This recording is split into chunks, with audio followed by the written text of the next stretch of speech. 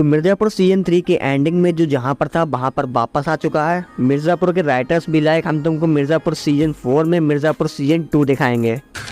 तू समझा? हाँ। नहीं, तू समझा नहीं। अगर मुझे आपको पूरे मिर्जापुर सीजन 3 की कहानी एक लाइन में बतानी होगी तो मैं सिर्फ इतना ही कहना चाहूंगा कि रंग को राजा बनने में देर नहीं लगती और राजा को रंग बनने में देर नहीं लगती। पूरी मिर्जापुर सीजन 3 की स्टोरी लाइन में इसी पैटर्न को फॉलो किया गया है। तो अभी मिर्जापुर का सीजन 3 अच्छा है या बुरा मैं ये आपको नहीं बताऊंगा, क्योंकि मैं ये ऑलरेडी बता चुका हूँ। आज की इस वीडियो में हम दोस्तों बात करेंगे कि अपने भौकाली मिर्जापुर के सभी भौकाली कैरेक्टर कौन कौन सी सिचुएशंस में हैं और वो आगे चलकर क्या क्या कांड करने वाले हैं और अपने सीजन 3 में कौन कौन से कांड कर चुके हैं वो लोग। कालीन भैया गाँव और गुड्डू पंडित ऑन। सबसे पहले बात कर लेते हैं उस कैरेक्टर की जिसके बारे में आप लोग सबसे पहले सुनना चाहोगे, और वो है अपने किंग ऑफ मिर्जापुर बनते बनते रह गए मुन्ना भैया। तो हम लोग मिर्जापुर के सीजन 3 से रिलीज से पहले जितनी फैन थ्योरीज बना रहे थे कि मुन्ना भैया तो अमर है, वो हमें सीजन 3 में कहीं ना कहीं देखने को मिल ही जाएंगे। उनका हार्ट तो राइट साइड में है। मेकर्स भी लाइक लोग वोट दिया तुम्हारी फैन थ्योरीज पर, क्योंकि सीजन 3 के एपिसोड 1 का पहला ही ये सीन है कि वहाँ पर मुन्ना भैया को जलाया जा रहा है। तो उन्होंने मुन्ना भैया को एपिसोड 1 के पहले ही सीन में निपटा दिया, लेकिन फिर शुरू होता है बाकी सारे कैरेक्टर्स के बीच में असली दंगल। लेकिन हमें बात करनी है सीजन 3 के एंडिंग के बारे में, जो कि हम कर भी रहे हैं। तो देखो भाई लोग, सीजन 2 की एंडिंग में मेकर्स ने एक ओपन एंडिंग छोड़ी थी, जहां पर कि हमें ये सोचना था कि वहां पर मरे कौन, बड़े त्यागी या फिर छोटे त्यागी, यानी शत्रुघ्न त्यागी या फिर भरत त्यागी। लेकिन मिर्जापुर के कट्टर फैंस ने अपने दिमाग के घोड़े काफी तेज दौड़ाकर ये पहले ही पता कर लिया था कि वहाँ पर मरा कौन था। असल में वहाँ पर मरे थे भरत त्यागी, और अब उनके छोटे भाई यानी कि शत्रुघ्न त्यागी वो अब भरत त्यागी की जिंदगी जी रहे हैं एक्टिंग करके।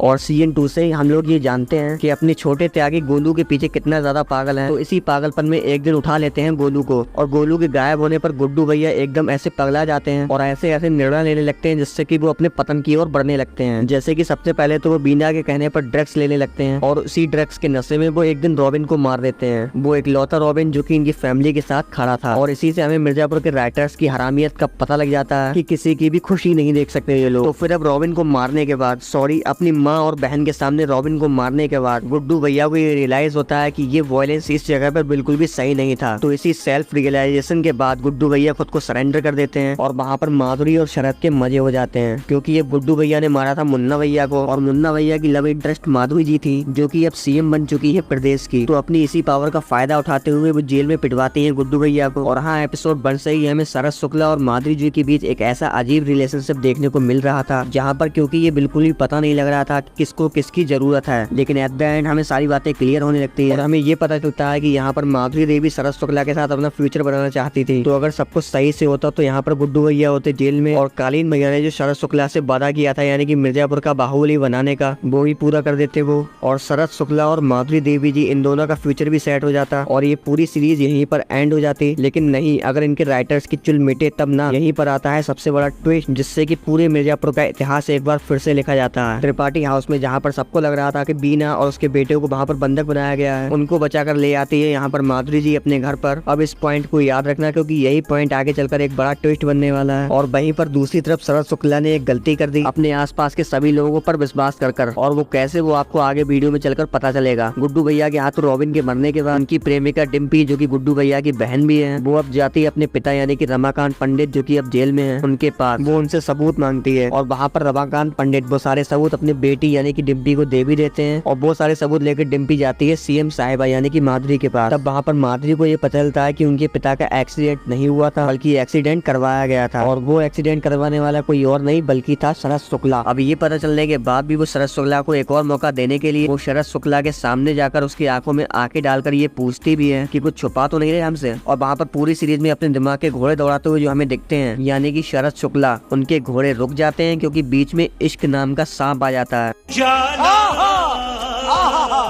और उन्हें ये लगता है कि यहाँ पर माधुरी जी कालीन भैया के बारे में पूछ रही हैं। वो उन्हें कालीन भैया के बारे में सारी सच्चाई बता देते हैं। उन्हें हमने बचा लिया था, वो हमारे साथ हैं, स्वस्थ हैं और हमारे परिवार का हिस्सा भी हैं। अब अगर कोई औरत एक आदमी से एक झूठ की अपेक्षा कर रही हो, उसे दूसरे झूठ के बारे में पता चले, वो भी नमूना उसे खुद ही बताए, तो फिर वो क्या करेगी? वही करेगी जो माधुरी देवी ने सीजन 3 की एंडिंग में किया। वो शरद से बड़े प्यार से कहती है कि मुझे अपने दूसरे ससुर जी, जो कि अभी है भी नहीं ससुर क्योंकि उनका बेटा तो निपट गया ना, उनसे अकेले में मिलना है। और शरद शुक्ला बिना कुछ सोचे कहते हैं हाँ अभी मिलवा देते हैं, और वो घर जाकर कालीन मैया से कहते हैं कि वो आपसे अकेले में मिलना चाहती है। कहते हैं कौन? माधुरी देवी। अब वहाँ पर कालीन मैया शरद शुक्ला को ये वार्न भी करते हैं माधुरी देवी पर भरोसा नहीं किया जा सकता, लेकिन यहाँ पर शरद शुक्ला को कौन समझाए क्योंकि उनके घोड़े तो रुक चुके हैं और अब उनके लोग आप करना गुस्से में इधर उधर निकल जाता हूँ।